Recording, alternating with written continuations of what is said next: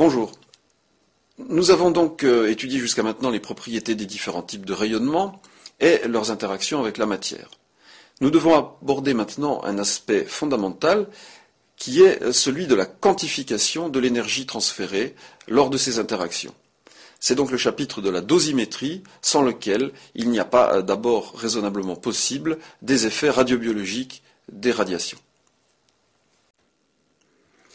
Dans un premier temps, replaçons le problème de la dosimétrie dans le schéma général que nous avions présenté au début. Nous avons donc envisagé les propriétés des rayonnements électromagnétiques d'une part et des rayonnements particulaires d'autre part, puis nous avons étudié dans un deuxième temps leurs interactions avec la matière, soit la matière inerte, et nous avons vu la façon dont on pouvait l'utiliser dans un détecteur comme une gamma caméra, et donc nous nous acheminons vers les interactions avec la matière biologique, et nous allons maintenant envisager l'aspect quantitatif du dépôt d'énergie dans la matière, qui constitue donc ce qu'on appelle la dosimétrie. Nous aurons en effet besoin de ces aspects quantitatifs et de l'appréciation de la dose reçue pour envisager dans l'étape suivante les effets radiobiologiques qui, je vous le rappelle, constitueront ce qu'on appelle la radiobiologie. Donc, entrons maintenant dans l'aspect de la quantification des interactions entre l'énergie et la matière. Il faut bien sûr distinguer, pour aborder les problèmes de dosimétrie, les faisceaux de photons et les particules chargées. En effet, ces dernières, vous vous souvenez, déposent la totalité de leur énergie en parcourant de très courtes distances dans la matière, alors que les faisceaux de photons, eux, obéissent à la loi d'atténuation. En termes de dosimétrie, ce sera donc très différent. Nous allons tout d'abord envisager la dosimétrie des faisceaux de photons. Donc, l'énergie d'un faisceau de photons peut être envisagée sous trois angles différents. On peut tout d'abord considérer l'énergie émise par la source, et donc cette énergie émise est transportée par le faisceau de photons. Puis ces photons vont traverser de la matière, et là une deuxième manière de considérer l'énergie, c'est de regarder la quantité d'énergie qui est transférée au milieu du fait des différentes interactions.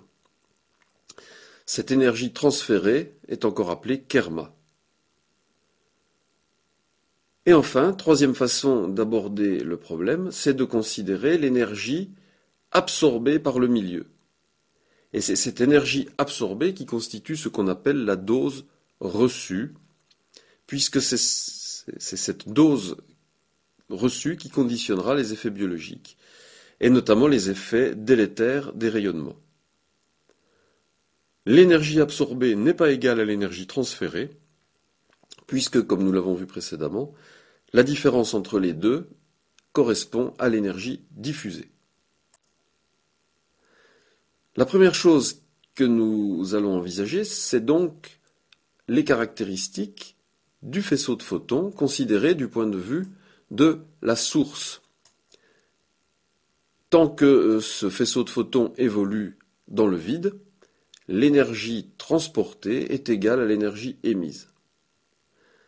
Si l'on se place donc au niveau d'un point source, eh bien, nous allons définir rapidement les paramètres qui sont notés ici, à savoir l'intensité énergétique, le flux énergétique total émis par la source, l'énergie totale émise, et si l'on considère maintenant non pas le point d'émission, mais un point dans l'espace, l'éclairement énergétique et la fluence énergétique, ceci au niveau d'un point P.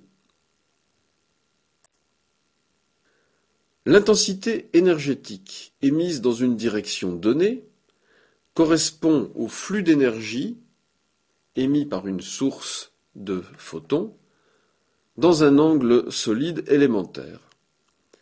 Cette intensité énergétique, en notation différentielle, s'exprime en watts par stéradian. Si l'on intègre cette intensité énergétique en fonction de la direction, donc dans un angle solide égal à 4π, on obtient le flux énergétique total émis par la source qui s'exprime en watts. Et si maintenant nous intégrons ceci en fonction du temps, nous obtenons l'énergie totale émise par une source de photons pendant un temps donné. L'énergie totale émise ne s'exprime plus en watts, bien évidemment, mais en joules.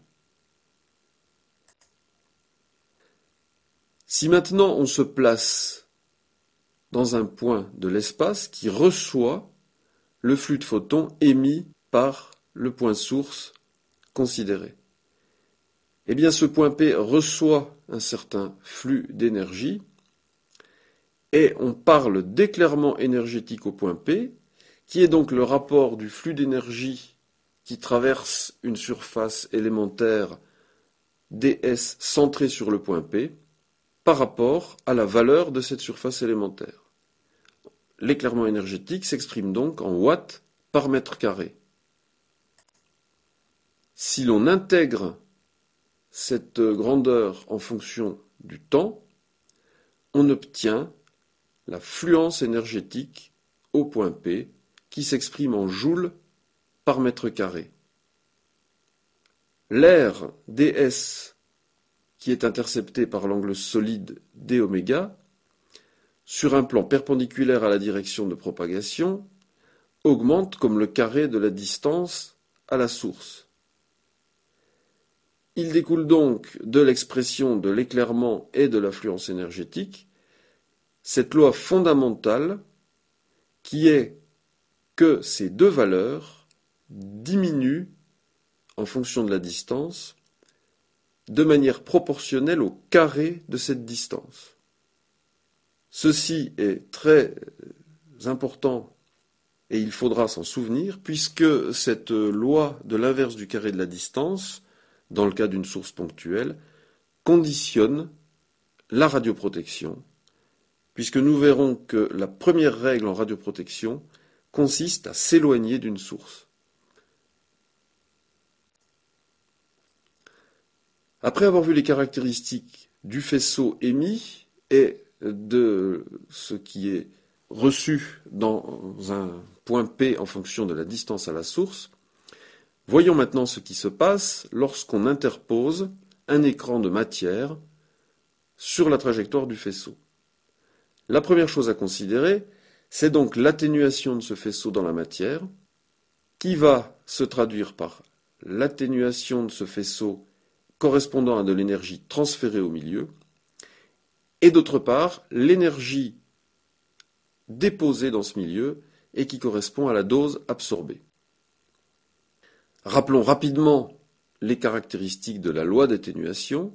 Vous vous souvenez que, en traversant une certaine épaisseur de matière, le flux de photons diminue en fonction de l'épaisseur traversée, avec un coefficient d'atténuation qui est noté μ, qui correspond à la probabilité d'interaction des photons dans le milieu considéré, et cette loi d'atténuation exponentielle décroissante aboutit au fait que, chaque fois que le faisceau parcourt ce qu'on appelle l'ACDA, il perd la moitié du nombre de photons de départ.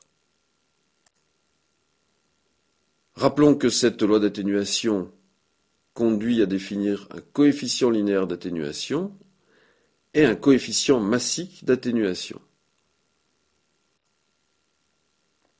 La première grandeur à considérer, c'est donc l'énergie transférée, autrement notée kerma, qui est l'abréviation de l'expression anglo-saxonne Kinetic Energy Released per Unit Mass.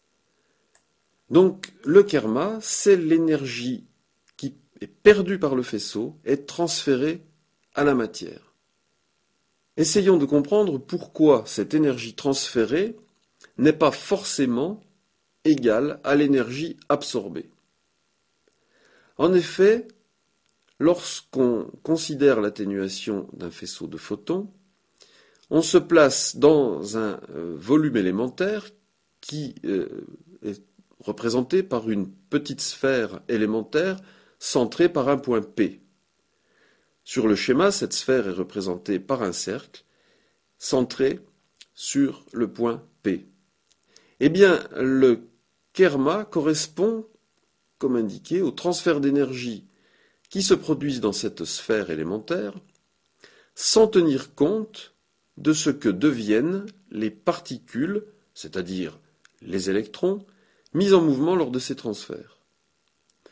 Or, il faut se souvenir que l'énergie absorbée correspond à l'énergie transmise aux électrons du milieu. Ici, on voit donc que les photons vont transférer une certaine quantité d'énergie qui correspond à la différence entre l'énergie des photons incidents et l'énergie des photons diffusés. Mais on voit que certains électrons mis en mouvement ont des trajectoires qui se terminent à l'extérieur de la sphère considérée. Par conséquent, l'énergie absorbée dans la sphère centrée sur le point P sera inférieure à l'énergie transférée à l'intérieur de cette même sphère. L'énergie transférée ou kerma correspond donc à l'énergie perdue par le faisceau par unité de masse. Elle se note dW indice petit k sur dm et elle est donc égale à la différence entre l'énergie incidente et l'énergie diffusée. Cette énergie transférée représente donc une énergie par unité de masse et ceci est fondamental. Notamment, l'unité qui sert à exprimer l'énergie transférée correspond à des joules par kilogramme ou Gray, un Gray valant 1 joule par kilogramme. Le kerma correspond à l'énergie transférée par unité de masse, et si l'on exprime cette masse en fonction de la masse volumique, on voit qu'on peut extraire de l'expression du kerma ou de l'énergie transférée mu indice transfert sur ρ, qui est le coefficient massique de transfert, et non pas d'absorption, le coefficient massique de transfert, multiplié par la variation de l'énergie du faisceau de photons, divisé par la surface traversée. Cette variation d'énergie en fonction de la surface n'est autre que l'affluence énergétique du faisceau que nous avons vu précédemment, et donc l'énergie transférée est le produit de l'affluence énergétique par le coefficient massique de transfert d'énergie au sein du milieu considéré. La dose absorbée, nous l'avons vu, n'est pas strictement superposable à l'énergie transférée. En effet, la dose absorbée correspond à l'énergie déposée dans la sphère élémentaire centrée sur P, donc à l'énergie d'électrons mis en mouvement, que ces électrons aient été mis en mouvement à l'intérieur ou à l'extérieur de la sphère centrée sur le point P. Autrement dit, une certaine quantité d'énergie absorbée à l'intérieur de la sphère correspond à des transferts d'énergie qui ont eu lieu en dehors de cette sphère. Donc cette fois, ceci va majorer l'énergie absorbée par rapport à l'énergie transférée à l'intérieur de la sphère. Donc il y a là deux phénomènes contradictoires. Une partie de l'énergie transférée dans la sphère élémentaire considérée peut être absorbée en dehors, et une partie d'énergie transférée en dehors de la sphère peut être absorbée à l'intérieur de la sphère. Nous allons y revenir. La dose absorbée s'exprime comme l'énergie transférée en joules par kilogramme, c'est-à-dire également en Gray. Elle s'exprime sous la forme dWA pour absorber sur dm, c'est donc bien une énergie par unité de masse, et on a de la même façon l'expression de cette dose absorbée, qui est le produit de la fluence énergétique par le coefficient massique, cette fois d'absorption.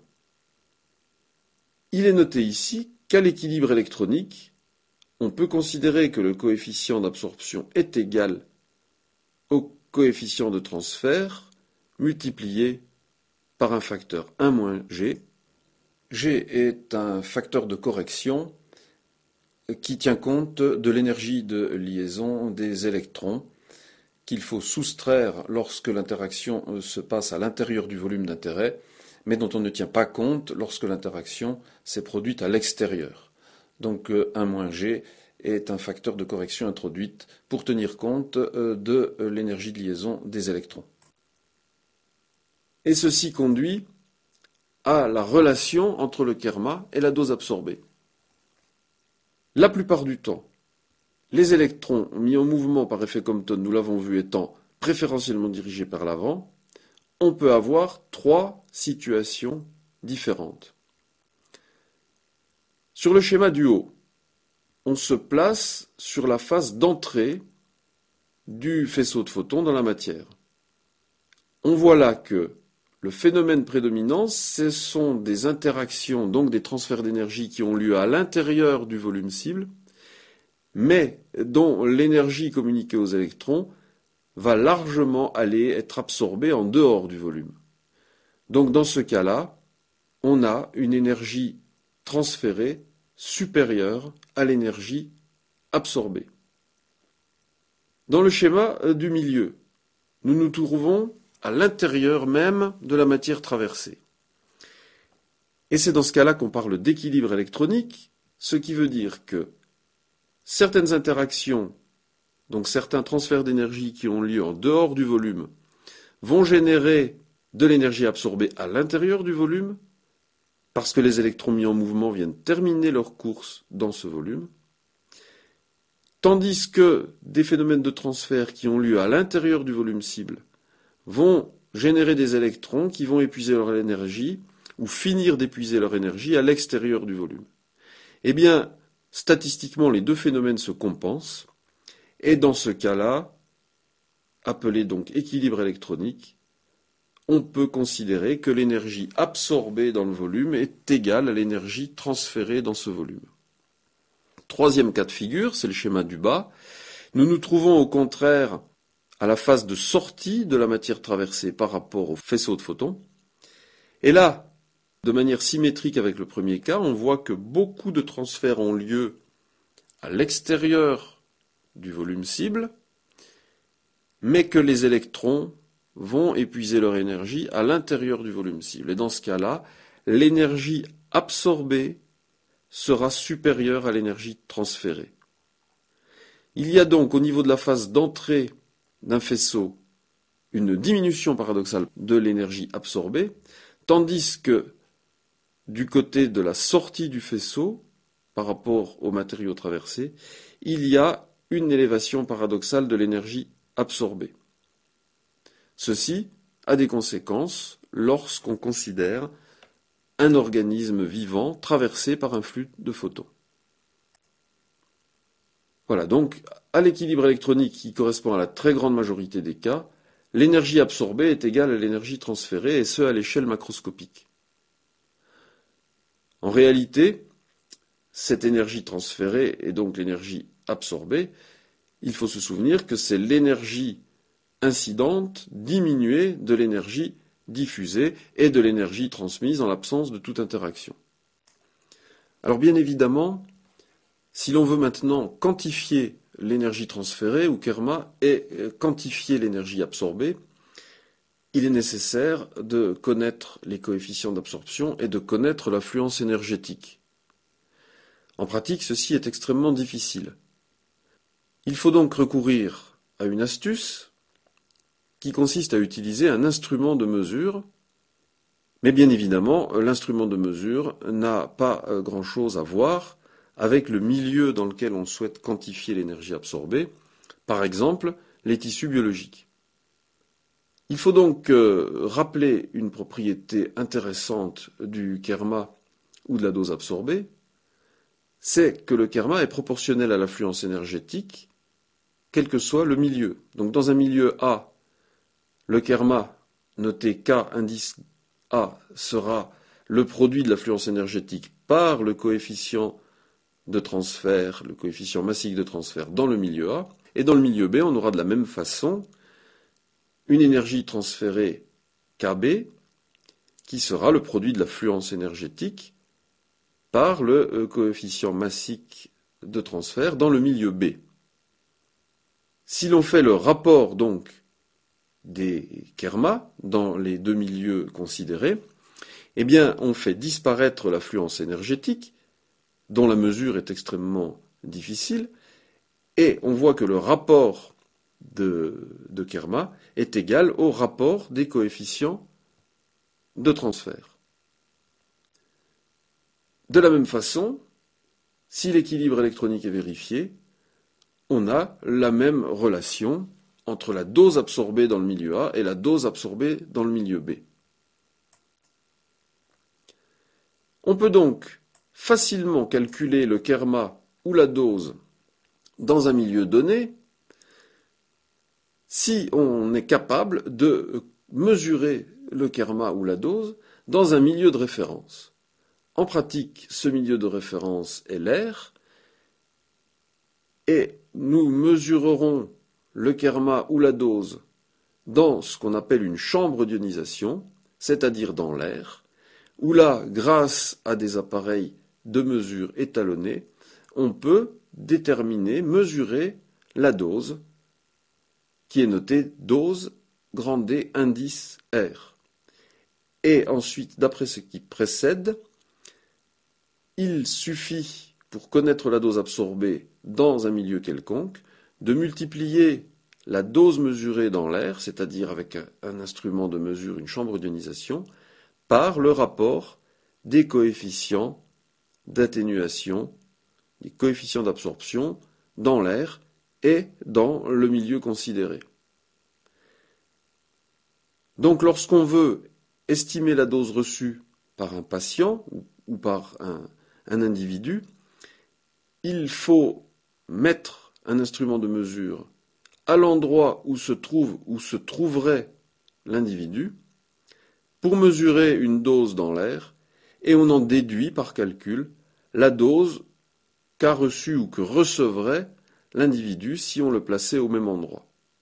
Bien sûr, ce type de calcul est approximatif. La mesure est souvent difficile à faire, surtout a posteriori, mais grâce à cela, on arrive à avoir une bonne estimation de la dose absorbée dans n'importe quel milieu, et en particulier dans un être vivant. Pour les tissus biologiques, de plus, le rapport des coefficients massiques d'absorption est très proche de 1 pour toutes les énergies de photons comprises entre 100 kV et 10 MeV. En effet, comme nous l'avons vu, dans cette gamme d'énergie, pour les tissus biologiques, l'effet Compton est prédominant, et ceci indépendamment du milieu. Donc, la valeur de l'énergie absorbée dans l'organisme sera schématiquement égale à la dose absorbée mesurée dans une chambre d'ionisation. Autrement dit, on peut connaître directement la dose reçue en mesurant le dépôt de dose dans une chambre d'ionisation placée au même endroit par rapport au faisceau. Ceci a des avantages considérables pour l'estimation de la dose en pratique. Ceci, c'était pour des photons entre 100 kV et 10 MeV. En revanche, pour des photons de faible énergie, en pratique pour des photons de moins de 50 kV, vous vous souvenez que l'effet photoélectrique devient prédominant, même dans les milieux de Z peu élevés. Et alors à ce moment-là, la nature du milieu traversé prend une importance considérable, puisque le coefficient d'atténuation par effet photoélectrique est proportionnel, vous vous en souvenez, au cube du numéro atomique. Donc, contrairement au cas précédent, où tous les tissus étaient concernés à peu près de la même façon, lorsqu'on considère l'effet photoélectrique, le coefficient d'atténuation dans les milieux tels que l'os, puisque Z égale 20 pour le calcium que contiennent les os, est beaucoup plus élevé que dans l'air. Autrement dit, les os absorbent beaucoup plus de photons de faible énergie par effet photoélectrique que tous les autres tissus. À l'extrême, dans la graisse, eh bien, la dose absorbée est moins élevée que dans l'air. Ceci explique que l'absorption des photons de faible énergie soit très différente entre les différents tissus. C'est d'ailleurs, notons-le en passant, ce qui permet, avec des rayons X de faible énergie, de réaliser des radiographies du squelette, puisque les os absorbent beaucoup plus les photons de faible énergie que les tissus mous, par effet photoélectrique. Ceci veut dire que pour les photons de faible énergie, eh bien, l'énergie absorbée dans les os est beaucoup plus élevée que l'énergie absorbée dans les autres tissus, et notamment dans la graisse. Il faut bien sûr en tenir compte lorsqu'on utilise des photons de faible énergie. En pratique, comment fait-on donc pour mesurer la dose reçue par un tissu? Eh bien, les valeurs des coefficients massiques d'atténuation sont tabulées en fonction de l'énergie. Elles ont été mesurées et on les trouve dans des tables. On va tout d'abord, en théorie, il faudrait calculer la fluence énergétique, c'est-à-dire intégrer l'éclairement énergétique au point considéré en fonction du temps. Puis la dose serait le produit de cette fluence énergétique par le coefficient massique d'atténuation. En réalité, vous le concevez bien, le calcul de la fluence énergétique nécessiterait une mesure précise de l'éclairement énergétique qui est très difficile à réaliser. Donc, puisqu'on ne peut pas faire la mesure directement à l'intérieur du milieu qui nous intéresse, en l'occurrence, ça serait à l'intérieur même d'un patient ou d'un individu, eh bien, on va faire cette mesure à l'intérieur d'une chambre d'ionisation. Donc, on mesure la dose dans l'air. Les appareils permettent en fait de mesurer un débit de dose instantané qu'il suffira d'intégrer en fonction du temps, pour avoir la dose reçue pendant un temps donné. Et ensuite, on calcule la dose dans le milieu cible en multipliant la dose mesurée dans l'air par le rapport des coefficients d'absorption dans le milieu et dans l'air.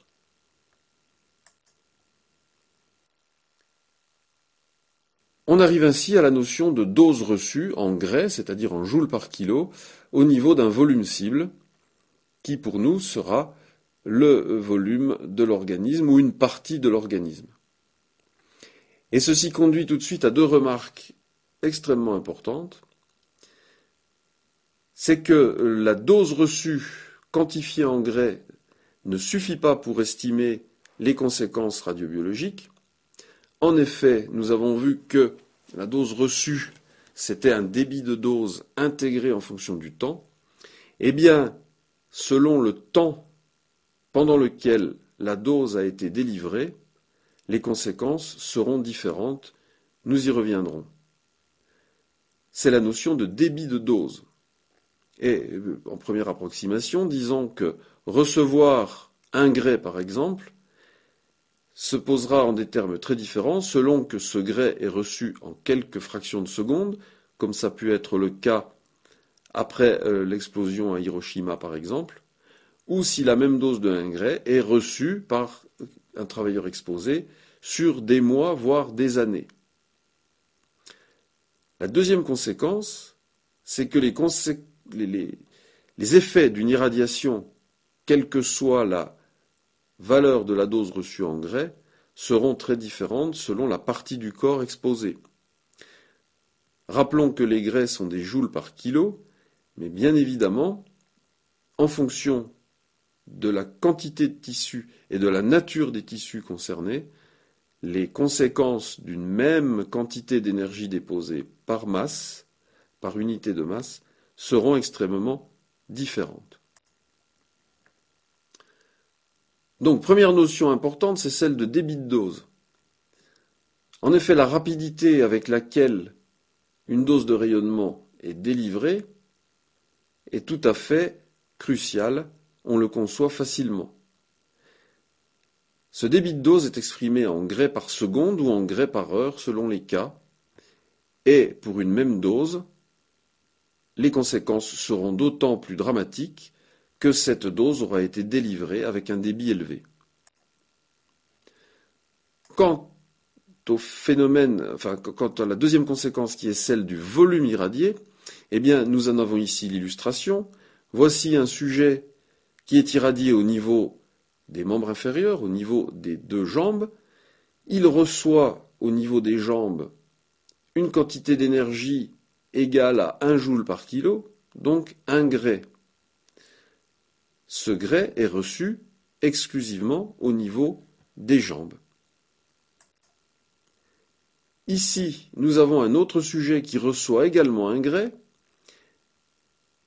c'est-à-dire que l'énergie absorbée correspond bien à 1 joule par kilogramme, avec une fluence énergétique de 1 joule par mètre carré, mais, contrairement au cas précédent, cette dose de 1 joule par kilo est reçue sur la quasi-totalité de l'organisme. Bien évidemment, les conséquences seront beaucoup plus graves que dans le cas précédent. Bien évidemment, c'est la combinaison des deux paramètres qui importe. Ici, nous avons le même volume irradié, c'est-à-dire la quasi-totalité du corps, mais avec une fluence énergétique 10 fois moindre, et donc la dose reçue par l'organisme entier sera également 10 fois moindre. Donc l'organisme entier est concerné, mais la dose reçue n'est que de 0,1 gray. La gravité sera très inférieure à celle du cas précédent. On a donc vu la notion de dose reçue, on a vu la notion de débit de dose qui consiste à dire que la même dose reçue durant des temps différents n'a pas les mêmes conséquences. Eh bien, il faut encore introduire un paramètre pour anticiper les conséquences radiobiologiques d'une irradiation, c'est celle de la nature du rayonnement. Et ceci introduit la notion de dose équivalente. Cette dose équivalente, c'est la dose reçue que nous avons envisagée précédemment et que l'on exprime en gray. Donc la pondération de cette dose par un facteur qui tient compte de la nature des rayonnements. Ce facteur de pondération est appelé facteur de pondération lié au rayonnement. On peut prendre une image un peu triviale mais qui aide à comprendre ce qu'on veut dire ici. C'est que lorsqu'on reçoit des rayons, on est un peu dans le même cas qu'un individu qui reçoit 1 kilo sur la tête. Est-ce que le fait de recevoir 1 kilo sur la tête est grave ou non? On voit bien que ça dépend de la nature du matériau reçu. Et que recevoir sur la tête 1 kilo de plume a des effets beaucoup moins dramatiques que de recevoir la même masse sous forme de plomb. Eh bien, par analogie, on peut comprendre que la nature des rayonnements aura pour une même dose des conséquences différentes. Donc, pour une même dose en gray, on calculera des doses équivalentes différentes en tenant compte du pouvoir d'ionisation du rayonnement, c'est-à-dire du transfert d'énergie linéique. Pour cela, on pondère la dose en gray par un facteur de pondération lié au rayonnement, que l'on note W indice R, et qui relativise donc la gravité pour une même dose des dégâts dans les tissus vivants. Cette dose équivalente est notée grand H, Elle est donc le produit du facteur de pondération par la dose en Gray, et son unité est le sievert, en abrégé grand S, petit v. Cette notion de dose équivalente et donc la prise en compte de la nature des rayonnements ne correspond pas à des nuances négligeables. En effet, si l'on considère comme valeur de référence un facteur de pondération égal à 1 pour les photons et pour les électrons, on voit que le facteur de pondération est égal à 5 pour les neutrons de faible énergie, ou au contraire les neutrons rapides de plus de 20 mégaélectronvolts, et également pour les protons de plus de 2 MeV. Mais ce coefficient atteint des valeurs voisines de 10 pour les neutrons entre 10 et 100 keV, ou pour les neutrons entre 2 et 20 mégaélectronvolts. Et ce coefficient de pondération tissulaire atteint même 20 pour les particules alpha, ou pour les neutrons d'énergie comprise entre 100 keV et 2 mégaélectronvolts. Donc il faut retenir de ceci que recevoir un Gray de neutrons est beaucoup plus délétère que recevoir un Gray sous forme de photons. La dose absorbée est la même, mais les conséquences radiobiologiques et donc les conséquences sur la santé seront beaucoup plus dramatiques. Et on voit aussi que le plus délétère de ce point de vue, ce sont les particules alpha, et c'est ce qui explique que les émetteurs de particules alpha soient considérés comme extrêmement dangereux lorsque ils sont ingérés ou absorbés dans l'organisme. Il faut nuancer ce qui a été dit précédemment en ce qui concerne les neutrons. En effet, je vous rappelle qu'à la différence des photons, les neutrons interagissent par collision élastique avec des noyaux du milieu, et comme ces noyaux sont le plus souvent des noyaux d'hydrogène, ils induisent des protons secondaires. Ceci explique leur caractère extrêmement ionisant, bien qu'indirectement, et donc le fait que le coefficient W pour les neutrons est particulièrement élevé. Mais par rapport à ce qui a été dit précédemment, eh bien on voit sur cette représentation qu'en fait, le coefficient de pondération lié au rayonnement est une fonction continue de l'énergie lorsqu'on s'adresse à des neutrons. Ceci est une notion récemment introduite par la Commission internationale de radioprotection en 2007 et qui a donc substitué au coefficient donné dans le tableau précédent cette notion de fonction continue. On voit que ça revient un peu au même, mais que la variation se fait d'une manière continue entre 10 keV et 1 gigaélectronvolt. Le coefficient est maximal pour les neutrons rapides de 1 mégaélectronvolt et il est égal à ce moment-là à 20. Donc les neutrons rapides dans cette zone-là sont vraiment les plus délétères. En dessous de 10 keV, en fait, on n'a plus d'interaction par choc élastique avec les noyaux, mais le neutron pénètre dans les noyaux qui, à ce moment-là, sont excités et vont se désexciter par émission gamma. Donc les conséquences sont un peu moins délétères. Et puis, au-delà de 1 gigaélectronvolt, les neutrons traversent la matière sans interagir, et il y a donc paradoxalement moins d'effets radiobiologiques. Mais retenons que dans l'ensemble, les neutrons à dose égale en Gray eh bien, peuvent être jusqu'à 20 fois plus délétères que des irradiations par photons ou par électrons.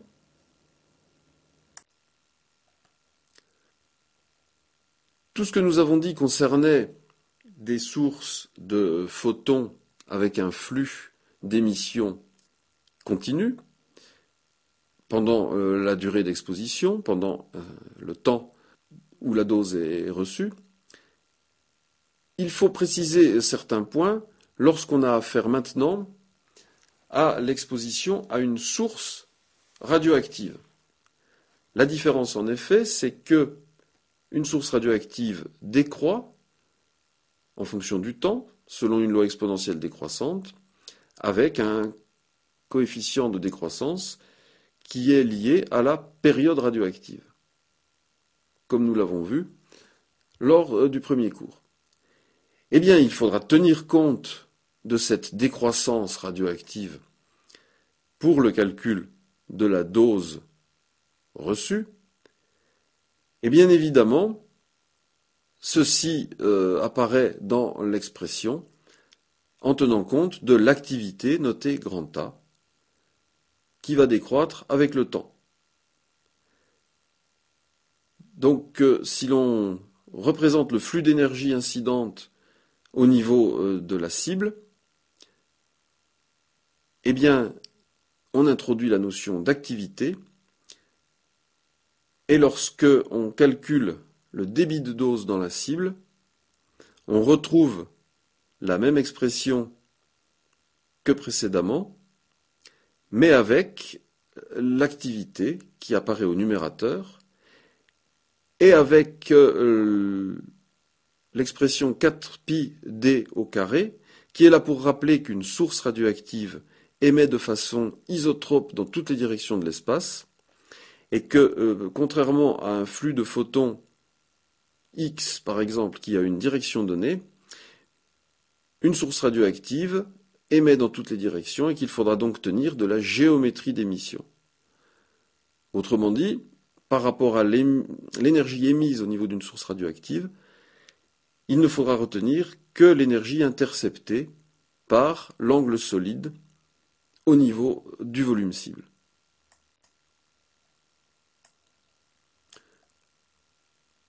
L'intégration de ce débit de dose au cours du temps conduit donc à exprimer la dose absorbée en fonction de l'activité de la source radioactive intégrée sur le temps.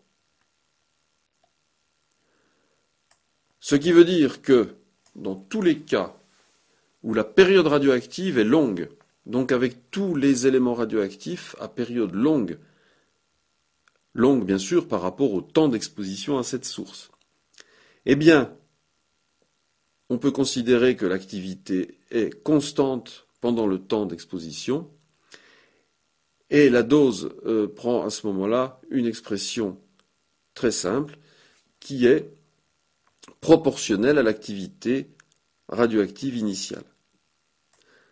Sinon, l'intégration en fonction du temps conduit à l'expression qui est sur la ligne du bas et qui s'exprime donc en fonction de l'activité initiale et de la constante radioactive, et en fonction du temps symbolisé par grand U, si l'on considère que le sujet est exposé de t égale 0 jusqu'à un instant grand U. Donc il ne faut pas considérer qu'il y a de différence qualitative entre des photons gamma et des photons X, mais il faudra bien sûr tenir compte de l'évolution du flux de photons lié à la décroissance radioactive pour apprécier la dose. Lorsqu'on parlait de faisceaux de photons, on parlait bien sûr d'irradiation externe, lorsque un sujet est placé dans un flux de photons, que ce soit des photons X ou des photons gamma. Lorsqu'on envisage maintenant l'absorption dans l'organisme, par voie digestive ou par voie respiratoire ou par voie transcutanée, d'atomes radioactifs, eh bien on doit à ce moment-là considérer, outre l'exposition aux photons par voie externe, on doit considérer l'exposition interne liée aux particules chargées. En effet, les particules chargées, lorsqu'elles sont émises à l'extérieur de l'organisme, sont très rapidement absorbées dans les matériaux environnants, et donc il n'y a pas d'exposition externe à des sources de particules chargées. En revanche, lorsque les corps radioactifs sont à l'intérieur même des tissus, eh bien la dose reçue liée aux particules chargées sera considérable, et nous avons vu que la dose équivalente pouvaient atteindre des valeurs très supérieures lorsqu'il s'agit par exemple de particules alpha. Donc, avec les particules chargées, le problème n'étant envisagé que en cas d'ingestion ou d'absorption accidentelle dans l'organisme. Il faut toutefois préciser qu'on peut utiliser des particules chargées en radiothérapie avec des flux d'électrons ou des flux de particules alpha ou des flux de protons, mais ceci ne concernera que des tissus très superficiels par rapport à la source. De la même façon, de manière accidentelle, il peut y avoir une exposition externe par contact cutané avec des émetteurs bêta ou alpha, mais là encore, cette exposition ne concernera que les tissus les plus superficiels. Donc, l'abord dosimétrique en cas d'exposition interne est beaucoup plus complexe à appréhender que la dosimétrie liée à une exposition externe à des photons. En effet, lorsque l'organisme absorbe ou incorpore un corps radioactif, eh bien chaque tissu devient à la fois source et cible. Et pour estimer la dose reçue dans un tissu donné lié à l'émission de particules chargées, il faudra connaître la concentration de radioactivité dans ce tissu, ce qui est bien évidemment d'un abord difficile. Le problème est encore rendu plus complexe par le fait qu'à côté de l'émission de particules chargées, la plupart des atomes radioactifs émettent aussi des rayons gamma, et que cette irradiation gamma d'origine interne va se surajouter à l'irradiation liée aux particules chargées. Donc l'estimation de la dose nécessite que l'on connaisse la quantité de radioactivité ingérée et que l'on connaisse la concentration dans les différents tissus, c'est-à-dire ce qu'on appelle la biodistribution de l'atome radioactif. Eh bien, cette distribution tissulaire de l'atome radioactif dépend là de paramètres biologiques, et tant que l'on ne connaît pas très précisément le métabolisme de l'atome radioactif concerné, on aura beaucoup de mal à appréhender la dosimétrie par irradiation interne. Quoi qu'il en soit, en supposant connu cette concentration du radioélément, on pourra, en connaissant l'énergie des particules émises, dans le cas d'une émission bêta-, vous vous souvenez, on se référera à l'énergie bêta moyenne, qui est l'énergie moyenne des particules bêta, puisque vous vous souvenez que l'émission bêta- a un spectre continu, la différence d'énergie étant emportée par l'antineutrino. Eh bien, en tenant compte de cette énergie bêta moyenne, si l'on connaît la concentration tissulaire du radioélément, on peut estimer, par modélisation et par calcul, le débit de dose à un instant donné, qui a, en intégrant toutes les constantes, l'expression approximée qui est donnée ici, à savoir 21,3 multiplié par l'énergie bêta moyenne, multiplié par la concentration à un instant donné. Pourquoi la concentration à un instant donné? Eh bien parce que comme pour l'exposition à une source radioactive externe, il faudra tenir compte ici de la décroissance radioactive.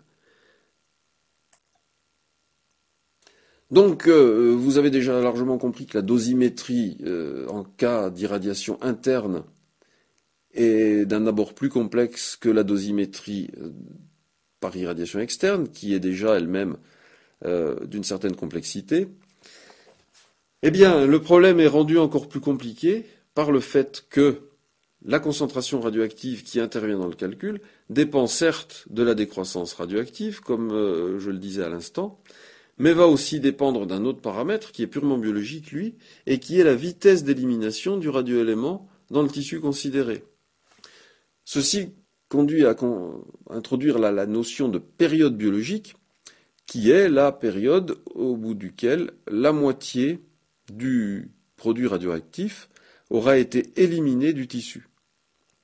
Bien évidemment, la période physique, c'est-à-dire la période de décroissance radioactive par désintégration, et la période biologique liée à l'élimination par le métabolisme tissulaire, vont concourir à diminuer l'irradiation. Et donc le paramètre important pour aborder la dosimétrie d'origine interne, c'est ce qu'on appelle la période effective, qui est donnée par la formule que vous avez là, à savoir que l'inverse de la période effective est égal à la somme de l'inverse de la période physique et de l'inverse de la période biologique. Autrement dit, plus la période biologique est courte, ce qui traduit une élimination tissulaire importante, plus la période effective sera faible par rapport à la période physique. Autrement dit, pour une même quantité de radioactivité et pour une période physique donnée, eh bien, les conséquences de l'irradiation, c'est-à-dire de la contamination de l'organisme, seront beaucoup plus délétères si la période biologique est longue, c'est-à-dire si le produit radioactif est fixé dans les tissus. A l'inverse, s'il est éliminé rapidement, les conséquences seront beaucoup moins graves. On utilise cette propriété pour traiter certaines contaminations radioactives. Par exemple, si l'on peut éliminer un atome radioactif par voie rénale et par voie urinaire, eh bien, on provoquera une diurèse forcée chez l'individu, c'est-à-dire en le mettant sous diurétique et en lui apportant des quantités de perfusion importantes, pour renouveler rapidement l'eau de l'organisme et éliminer plus rapidement les atomes radioactifs. Inversement, certains atomes radioactifs se fixent rapidement dans les tissus, dans les os par exemple, et plus rien ne peut ensuite les en déloger. Donc à ce moment-là, la période biologique est très longue et la période effective sera élevée, surtout si l'on a affaire à des radioéléments de période physique longue, c'est-à-dire avec une faible constante de désintégration. Alors, pour en terminer avec la dosimétrie interne, nous ne rentrerons pas dans les formules et dans les méthodes de calcul, mais disons simplement que cet abord de dosimétrie par irradiation interne nécessite une modélisation de la biodistribution et de calculer les conséquences des émissions gamma associées avec tous les problèmes de géométrie de comptage. Donc ceci conduit à des modèles qui sont élaborés par un organisme international qui a mis au point ce qu'on appelle le MIRD, Medical Internal Radiation Dose, qui est un modèle faisant appel à des fantômes anthropomorphiques, censés représenter un individu moyen, notion bien sûr très critiquable et approximative, mais qui permet d'approximer, en fonction de la concentration radioactive dans les différents organes, la dose reçue par chaque organe et par l'ensemble de l'organisme. De plus, et nous le reverrons, l'irradiation interne a des particularités par rapport à une irradiation par un flux de photons externe. C'est que puisque la radioactivité est à l'intérieur même des tissus, elle va être délivrée de manière continue, mais ceci avec un bas débit de dose, et je vous rappelle l'importance du débit de dose pour les conséquences biologiques. Et puis une autre caractéristique à considérer, c'est que cette irradiation sera très hétérogène. Hétérogène au niveau du tissu et hétérogène à l'échelle cellulaire. En effet, vous vous souvenez que les particules chargées, comme un électron, ont des trajectoires dans la matière qui sont extrêmement aléatoires, avec des changements de direction chaque fois que l'électron interagit avec un électron du milieu, et donc une trajectoire dont la longueur globale est appelée parcours, et ce parcours correspond à la profondeur de pénétration dans les tissus. Cette énergie va donc être distribuée à l'échelle cellulaire de manière relativement disparate et aléatoire, et toucher des organites à l'intérieur des cellules, qui peuvent être divers, et sans rentrer dans les détails, disons que si l'énergie concerne l'ADN, ou le système membranaire, ou les mitochondries, eh bien à l'échelle de la cellule, pour une même quantité d'énergie déposée, les conséquences seront différentes. Donc cette hétérogénéité à l'échelle cellulaire du dépôt d'énergie par les particules chargées fait que la quantité d'énergie absorbée, donc la dose calculée en Gray, ne permet pas forcément d'anticiper de manière rigoureuse les effets biologiques. Rappelons ici qu'en fonction de la nature des particules, cette hétérogénéité sera différente, puisque les électrons, par exemple des particules bêta-, auront une trajectoire très tortueuse et très aléatoire et répartie finalement sur un volume relativement important par rapport à l'échelle de la cellule. C'est ce qui est figuré en vert ici. On a donc de nombreuses interactions, mais qui sont très dispersées, avec un dépôt d'énergie relativement faible et étalé. À l'opposé, vous vous souvenez que les particules alpha ont une trajectoire beaucoup plus rectiligne et que l'énergie déposée sera beaucoup plus concentrée à un endroit donné. Et selon que l'énergie d'une particule alpha concernera ou pas le matériel génétique, les conséquences sur la cellule, là encore pour une même quantité d'énergie mise en jeu, pourront être très différentes. Enfin, à cette hétérogénéité à l'échelle de la cellule se superpose une hétérogénéité à l'échelle tissulaire, puisque lorsqu'on parle de biodistribution d'un atome radioactif dans un tissu, eh bien, on doit considérer tous les problèmes de vascularisation, de diffusion dans le tissu interstitiel, et on conçoit facilement que la concentration d'atomes radioactifs puisse varier considérablement d'un point à un autre dans un même tissu ou dans un même organe. Donc les conséquences radiobiologiques sur cet organe seront là encore très différentes en fonction de cette hétérogénéité. Tout ceci complique donc la notion de dosimétrie par contamination interne.